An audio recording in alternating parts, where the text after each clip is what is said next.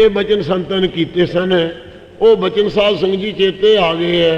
वो बसंत के खड़ाव वाला महापुरखों ने खुशी प्रगट की सी कि हे बसंत तेनों उड़ीक रहे सी कि तू पगड़ी जदों बसंती बनेगा उस दिन असीं भी महाराज के चरणों च पुजांगे।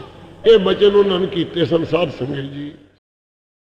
इस प्रकार मराले हर साल जाया करते जोड़ मेले नूं भादों दे नूं। इस प्रकार साध संगत जी फिर रियासतों में विचर के प्रचार किया। इस प्रकार काबल तक गए। इधर साध संगत जी रमेश्वर तक विचरे। इधर श्री हजूर साहब तो रमेश्वर मद्रास आदि सारिया थावां विचरते रहे। उड़ीसे आदि जगन्नाथपुरी आदि विचरते रहे। सिक्खी का प्रचार करते रहे। तकरीबन साध संगत जी 10 ਦੀਆਂ डायरियां लिखिया हुई। 10 लाख आदमी नूं अमृत छका के गुरु के जहाज पर चाढ़िया। 21 कथा श्री गुरु ग्रंथ साहब जी दी आपने कीतियां। श्री मुक्तसर साहब के मोर्चे में आप जी ने 28 दिन जो मोर्चा लगा होया सी शांत चित रह के कोई पुजारियों वालों छवियां ते गंडासे ते पेट्रोल वगैरह के पीपे लियाते जाते सी। अही जी रसीली जबान में प्रचार करते सी। सारे नूं ठंड वरताते किसी की दलेरी ना पैंदी कि असीं शस्त्र चक लीए। नहीं वो ननकाने साहब वांगू करना चाहते सी। सिंघां नूं शहीद सिंह शांत चित रहण वाले सन। इस प्रकार साध संगत जी 28 दिन विच वो शांति नाल प्रचार करके पंथ के हवाले किया। जो गुरुद्वारे साहब का प्रबंध सी टूटी गढ़न वाला 3000 सिंह के समेत टिब्बी साहब तो जुलूस कढ़ के आके कब्जा किया सी। जिस वे लाहौर च गिरफ्तार होए जा रहे सी संत बार नूं जा रहे सी। उत्थे मिले कहण लगे साडियां हत्थ कड़ियां तुसीं नाल जाके इन्ना नहीं काम कर सकते जिन्ना प्रचार नाल कर सकोगे। तुसीं प्रचार करो ते जगाओ संगतां नूं। वो चाबियां ने मामले वेले साध संगत जी संतां ने इहो जिहा प्रचार किया जिस प्रचार का सदका पंथ के कब्जे कुंजियां आ गई। श्री हरमंदर साहब दीयां चाबियां गौरमेंट नूं देणियां पईयां। इस प्रकार गुरु के मार्ग मोर्चे विच भी सिंह बहुत नाल दे भेजे। इस प्रकार आप आ गए। जो जैतों जाना सी उस वेले कहण लगे संत के असीं तैयार हैं जाण नूं 500 के जत्थे च। उस वेले कमेटी ने हथ जोड़ के कहा कि महाराज बाहरों जिन्ने तुसीं कई हज़ारां भेज सकते हो तो उत्थे एक आदमी था तुसीं जा सकोगे। साडी बेनती प्रवान करो। फिर अकाल तख्त तो वापस आ गए। बसंत पंचमी नूं गुरु नौवें पातशाह दूख निवारण पटियाले गए सन। उत्थे महाराज साहब नूं कोड़ियां दे कोड़ मेटे सन। आपदी यादगार सरोवर है। इस दिन इस प्रकार पटियाले च भी महाराज साहब गुरु तेग बहादुर साहब का गुरपुरब बसंत पंचमी का बड़ा भारी भरदा है तो पंचमी सारिया जी जोड़ मेले होंगे उत्थे। बसंत पंचमी के महाराज इत्थे चरण पाउण तो संगतां बड़े उत्साह नाल मनाउंदियां हन। इस प्रकार साध संगत जी अज तख्त साहब ते बसंत पंचमी का जोड़ मेला संगतां मना रही हैं। रागियां सिंघां ने बड़े चाव नाल कीर्तन किया है। उत्साह नाल संगतां ने सुनिया है। हुणे अमृत रूप बाणी की विचार संगतां ने सुननी है। साध संगत जी कचेता आ गया महापुरखों का। संत बाबा सुंदर सिंह साहब जी जिन्होंने ये अमृत रूप बाणी की जिहड़ा प्रवाह है ये सतगुरु महाराज साहब जी की कृपा द्वारा संत महाराज संत बिशन सिंह जी तो मुराले पढ़ के अते संगतां विच सारे देश संत जो प्रचार किया। उन्होंने भी ये वचन साध संगत जी अज बसंत पंचमी वाले दिन किए सन। 4 दिन शरीर शांत होने तो पहला लुधियाने बाग च संघेड़े दे बैठे सन तो उस वेले फुल सिंघां लिया के सरों दे भेटा कीते। हस पे हस के कहन लगे सिंघो इन्हां दे नाल साडा इकरार सी भी जदों बसंत तू भी आपदी बसंती पग बन लेगा तो उस वेले असीं भी सचखंड नूं चले जाना। ये बचन संतां ने कीते सन।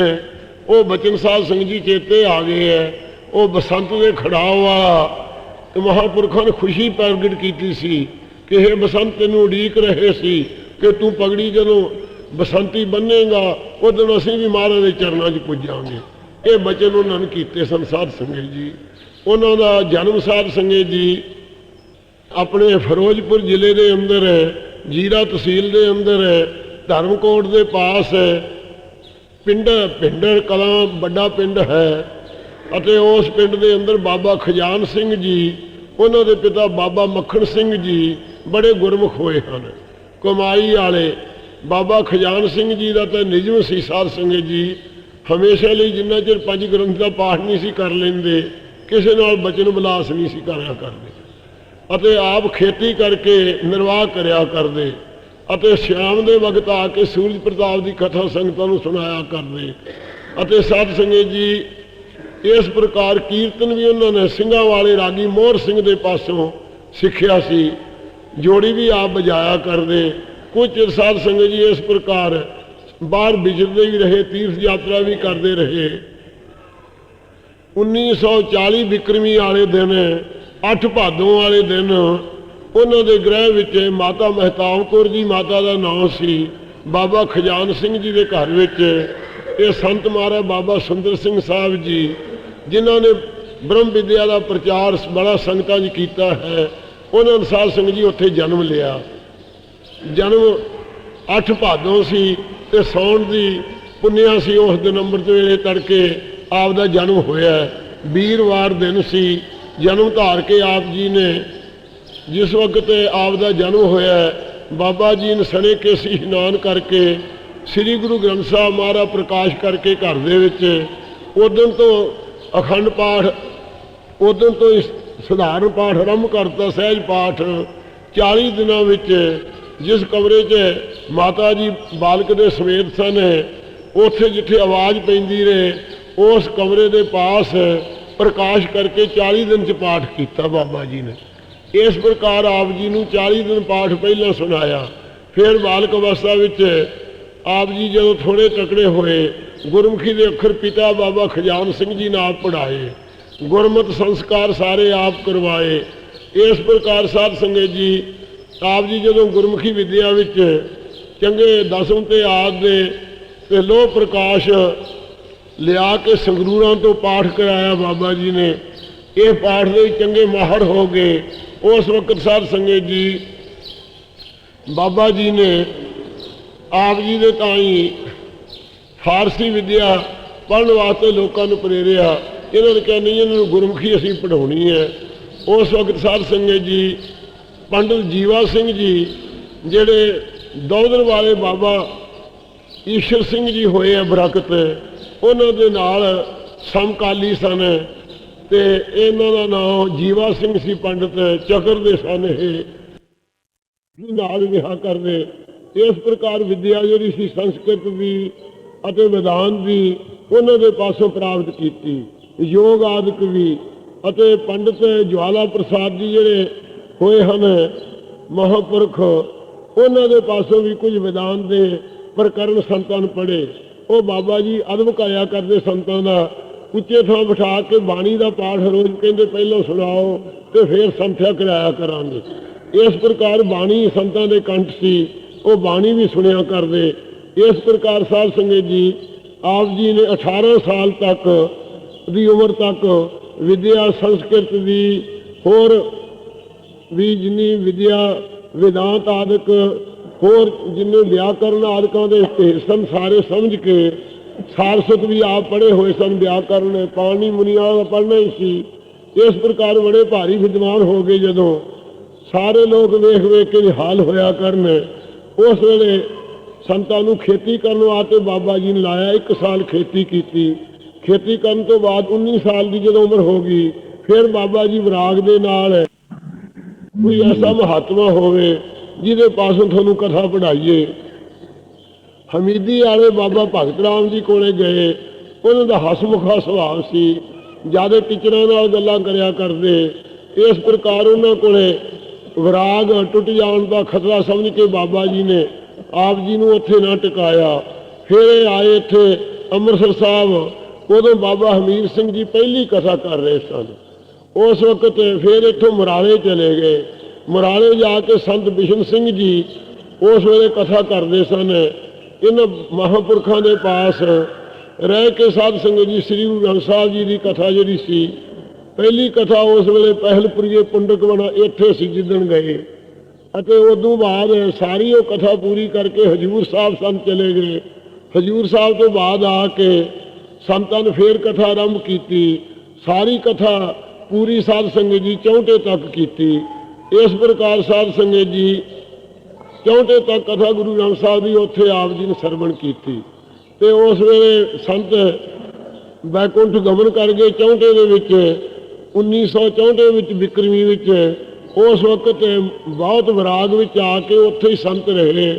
उत्थे रहन तो संत बाबा हरनाम सिंह जी बेदी सन, अंमृतसर के पुराने ज्ञानी, जिन्होंने 99 अखर करने ते पद छेद करने सारे, उन्होंने बड़ी विद्या सी, चतुर सी। उस विद्या वाले जान के उन्होंने मुराले बना मिला के मैं 10 मारा पढ़िया भाई नंद लाल दियां गज़लां अते इस प्रकार होर पुस्तक जिन्ने सन वो सारे पढ़ के संतां ने ते आद महाराज साहब जी उन्होंने पासों एक सुनिया। इस प्रकार साध संगत जी कथा पूरी की। उदों बाद संत महापुरखों ने केसगढ़ साहब आके अंमृतपान किया। अंमृतपान की सेवा च बाबा साधु सिंह जी निहंग सिंह सन, बाबा मंगल सिंह जी, अमर सिंह, ये राम सिंह इत्यादि 5 प्यारे सन। उन्होंने पासों खंडे का अमृत संतां ने छकना किया। केसगढ़ साहब उन्होंने अमृत तैयार किया। उदों बाद साध संगत जी फिर मुराले जाके कथा की। पोठोहार दी संगतां दे अंदर गुजरात अंदर बड़ा भारी प्रचार किया। 10,000 आदमियों संत भाग सिंह जी महापुरख नाल सन। संत बाबा प्रेम सिंह जिहड़े महंत सन मुराले दे, वो भी नाल सन। इत्थे 10,000 आदमी इकट्ठियां नूं टांडे निवासियों नूं अंमृतपान कराया। अंमृत छका के लवाणियां दे जिहड़े वेश सी गड्डियां जिहां वाले लगा हटा के पंजाबी लिबास उन्हां सारियां दे कराए। इकट्ठे नूं 23 घंटे अंमृत प्रचार करते रहे। इस प्रकार इन्हां रल के अंमृत छकाया सी। उदों बाद साध संगत जी पोठोहार विचर के गुरसिੱਖੀ का प्रचार किया। इस प्रकार मुराले हर साल जाया करते जोड़ मेले नूं भादों दे नूं। इस प्रकार साध संगत जी फिर रियासतों में विचर के प्रचार किया। इस प्रकार काबल तक गए। इधर साध संगत जी रमेश्वर तक विचरे। इधर श्री हजूर साहब तो रमेश्वर मद्रास आदि सारिया थां विचरते रहे। उड़ीसे आदि जगन्नाथपुरी आदि विचरते रहे। सिੱਖੀ का प्रचार करते रहे। तकरीबन साध संगत जी 10 ਦੀਆਂ डायरियां लिखिया हुई। 10 लाख आदमी नूं अमृत छका के गुरु के जहाज पर चाढ़िया। 21 कथा श्री गुरु ग्रंथ साहब जी दियां आपने कीतियां। 21 कथा करके 21वीं कथा जिहड़ी सी माझ दी वार दे 4 श्लोक होए सन।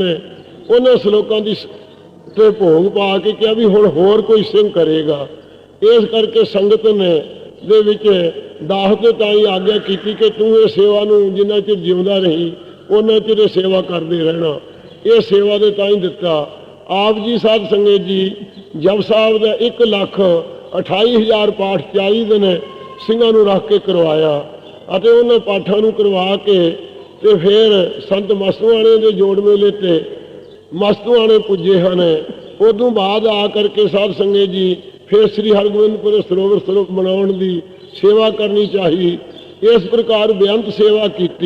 श्री मुक्तसर साहब के मोर्चे में आप जी ने 28 दिन जो मोर्चा लगा होया सी शांत चित रह के कोई पुजारियों वालों छवियां ते गंडासे ते पेट्रोल वगैरह के पीपे लियाते जाते सी। अही जी रसीली जबान नाल प्रचार करते सी। सारे नूं ठंड वरतांदे किसी की दलेरी ना पैंदी कि असीं शस्त्र चक लीए। नहीं वो ननकाने साहब वांगू करना चाहते सी। ਸਿੰਘਾਂ नूं शहीद सिंह शांत चित रहण वाले सन। इस प्रकार साध संगत जी 28 दिन विच वो शांति नाल प्रचार करके पंथ के हवाले किया। जो गुरुद्वारे साहब का प्रबंध सी टूटी गढ़न वाला 3000 सिंह के समेत टिब्बी साहब तो जुलूस कढ़ के आके कब्जा किया सी। इस प्रकार आप जी चाबियां के मामले च बाबा खड़क सिंह समुंदरी तेजा सिंह जिस वे लाहौर च गिरफ्तार होए जा रहे सी संत बार नूं जा रहे सी उत्थे मिले कहन लगे साडियां हत्थ कड़ियां तुसीं नाल जाके इन्ना नहीं काम कर सकते जिन्ना प्रचार नाल कर सकोगे। तुसीं प्रचार करो ते जगाओ संगतां नूं। वो चाबियां ने मामले वेले साध संगत जी संतां ने इहो जिहा प्रचार किया जिस प्रचार का सदका पंथ के कब्जे कुंजियां आ गई। श्री हरमंदर साहब दीयां चाबियां गौरमेंट नूं देणियां पईयां। इस प्रकार गुरु के मार्ग मोर्चे विच भी सिंह बहुत नाल दे भेजे। इस प्रकार आप आ गए जो जैतों जाना सी उस वेले कहन लगे संत के असीं तैयार हैं जाण नूं 500 के जत्थे 'च। उस वेले कमेटी ने हथ जोड़ के कहा कि महाराज बाहरों जिन्ने तुसीं कई हज़ारां भेज सकते हो तो उत्थे एक आदमी था तुसीं जा सकोगे, साडी बेनती प्रवान करो। फिर अकाल तख्त तो वापस आ गए। 18 जत्थे गए, जिन्हां जत्थे साध संगत चौथे जत्थे च भी सिंह गए, 6वें जत्थे च भी सिंह गए, सारे जत्थे सिंह जाते रहे जैतो के मोर्चे च। इस प्रकार साध संगत जैतो के मोर्चे जो समाप्त किया है, उस वेले साध संगत जी पाठां दे विच आप शामिल सन। उत्थे कोतर 100 पाठ का भोग पैण तो बाद फिर तरन तारण साहब के जुलूस निकलिया सी खालसे का, तो उस विच इत्थे जो सिरों पा दिते सन श्री अकाल तख्त साहब, उदों भी आप दर्शन किए सन। कार सेवा जी अमृतसर साहब हुई है, उस विच भी आप जी शामिल सन। इस प्रकार साध संगत जी पंथक सेवा विच हर वक्त मोढ़ी रहे हैं। उन्होंने महापुरखों का कल नूं शांत होने का दिहाड़ा है, वाहिगुरू के चरणों च निवास करने का दिहाड़ा है। उन्होंने महापुरखों की याद विच जिहड़ी उन्होंने कथा बख्शी है करन नूं, उस दिहाड़े नूं जाण के कल नूं साध संगत जी भोग पाउणा है। जिस वक्त वो महापुरखों ने ये पवित्र बाणी की विचार संगतां नूं एक ही कथा पढ़ाइयां ते सारे देशां साधां मिल के सिੱਖੀ का प्रचार किया। जिन्ने सिंह नाल हुंदे सन उन्हां नूं किराया, वस्त्र, अन्न आदਿਕਾਂ ਦਾ ਕਿਸੇ ਦੇ ताईं फिक्र नहीं सी रहिंदा, आप ही सारी सेवा करते रहे सन। इस प्रकार महापुरखों ने परोपकार किया। उन्होंने महापुरखों की याद का कल नूं दिहाड़ा है। साध संगत जी अज जिन्हां दी ये याद विच मैं थोड़े जे अखर, परोपकार उन्होंने बहुत है। 10 लाख नूं जिन्हां ने खंडे का अंमृत 5 प्यारियां की सेवा विच हो के छकाउण की सेवा की है, उन्होंने महापुरखों का साध संगत जी धन्यवाद है। उन्होंने प्यारियां का ये जीवन कुछ संगतां दे दृष्टिगोचर किया है। हुण सुनो गुरु महाराज साहब, गुरु अमरदास साहब जी परम पवित्र ज्योति स्वरूप कृपा दृष्टि करके जिवें फरमा रहे हैं अज दे पवित्र श्री मुखवाक विच। श्लोक महला तीजा, ए मन हर जी ध्याए तू। सतगुरु तीजे पातशाह ज्योति स्वरूप हैं। भले अमरदास गुण तेरे ते हुक्मां तो बने आवे। गुरु अमरदास साहब के गुण किसी के पासों कहे नहीं जा सकते। बेअंत गुणों के मालक हैं सच्चे पातशाह। वो चौजी पातशाह दीन दुनी के वाली सतगुरु जी फरमाउंदे हन, ए मन हर जी ध्याए। ये मेरे प्यारे मना हरि जो सारिਆਂ ਦਾ जीवन रूप है, चेतन स्वरूप है, जो सारिਆਂ ਦਾ ਹਿਰਦੇ ਦਾ प्रकाश का रूप है, सारिਆਂ ਦਾ जी दान देण वाला है, सबना का जीवन रूप ब्रह्म चेतन जो है, उसनूं हे मेरे मना ध्याना कर एक चित हो के। एक मन एक चित भाव, एकाग्र मन करके एक जो शिरोमणि परमेश्वर है, एक जो चेतन सत्ता सारिਆਂ देण वाला है, एक रस एक मन एक चित हो के भाए प्रेम दे नाल। हर कीਆਂ सदा सदा वडियाई। ਇਹ ਭਾਈ ਹਰੀ ਅਕਾਲ ਪੁਰਖ ਦੀਆਂ ਜਿਹੜੀਆਂ ਵਡਿਆਈਆਂ ਸਦਾ ਕਾਇਮ ਰਹਿਣ ਵਾਲੀਆਂ ਹਨ। ਦੇ ਨਾ ਪਛੂਤਾ, ਉਹ ਦਾਤ ਏਡੀ ਵੱਡੀ ਬਖਸ਼ਦਾ ਜਿਸ ਨੂੰ ਬਖਸ਼ ਦਿੰਦਾ ਹੈ, ਉਹ ਪਛਤਾਤਾਪ ਕਰਨ ਵਾਲੇ ਨਹੀਂ ਰਹਿੰਦੇ ਦੁਨੀਆ 'ਚ। ਜਿਨ੍ਹਾਂ ਦੇ ਉੱਤੇ ਮਹਾਰਾਜ ਮਿਹਰ ਕਰ ਦਿੰਦੇ ਹਨ फिर पछतावा नहीं कोई रहिंदा उन्हां दे ताईं। औ हर कह सद बलिहार, ਅਸੀਂ ਹਰੀ ਅਕਾਲ ਪੁਰਖ ਤੋਂ ਸੈਂਕੜੇ ਵਾਰੀ ਬਲਿਹਾਰ ਕੁਰਬਾਨ ਜਾਂਦੇ ਹਾਂ। ਜਿਤ ਸੇਵਿਆ ਸੁਖ ਪਾਏ, ਜਿਸ ਬਾਰੇ ਦਾ ਸੇਵਨ ਕਰਨੇ ਕਰਕੇ ਆਤਮਨੰਦ ਸੁਖ ਦੀ ਪ੍ਰਾਪਤੀ ਹੁੰਦੀ ਹੈ। ਨਾਨਕ ਗੁਰਮੁਖ ਮਿਲ ਰਹੈ। ਸਤਿਗੁਰੂ ਸਾਹਿਬ ਜੀ ਕਹਿੰਦੇ ਜਿਹੜੇ ਗੁਰਮੁਖ ਹਨਗੇ ਉਹ ਹਰ ਵਕਤ ਮਹਾਰਾਜ ਦੇ ਪ੍ਰੇਮ ਵਿੱਚ ਹੀ ਮਿਲੇ ਰਹਿੰਦੇ ਹੈ।